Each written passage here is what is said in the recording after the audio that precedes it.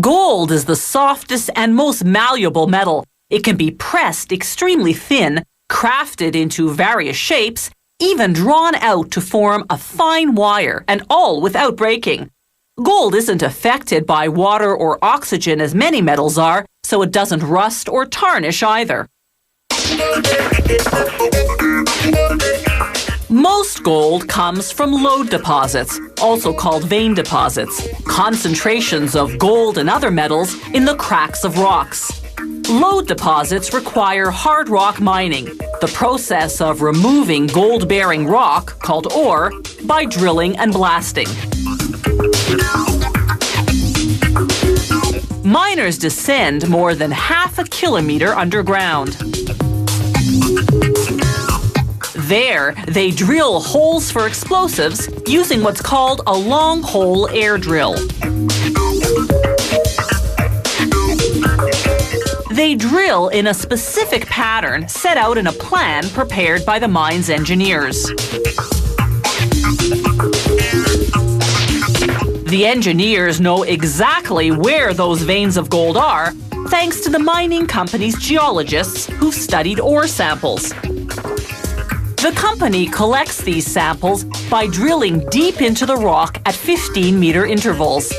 These diamond drill cores, as they're called, are up to 100 meters long and measure 3.5 centimeters in diameter. Gold in its natural state isn't pure. It's usually intertwined with silver and other metals, so the mined ore has to be processed afterward to isolate and extract the gold. A metric ton of ore yields only about 6.5 grams of gold. After blasting the rock apart with explosives, miners use what's called a muck machine to transfer the ore to cars headed to the main shaft and then above ground to the mill. There, a crusher reduces the large chunks into smaller rocks about the size of road gravel. A mill then pulverizes them to the texture of beach sand.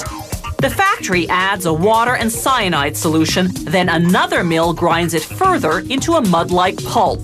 The pulp flows into large settling tanks.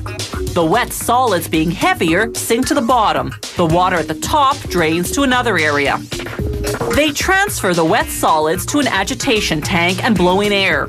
The oxygen sets off a chemical reaction between the cyanide and the gold trapped in the ore, triggering the gold to dissolve and leach into the surrounding water. Drum filters then separate the water from the solids. This water now joins the water that was separated earlier. They pour in zinc powder to solidify the dissolved gold and form pieces containing both zinc and gold. To smelt it into bars, they first have to mix several chemicals: manganese dioxide, fluorite, silica flour,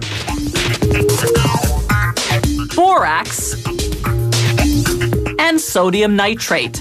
This chemical mix, called flux, will separate the gold from the impurities. They pour it into the smelter, whose temperature is a fiery 1600 degrees Celsius.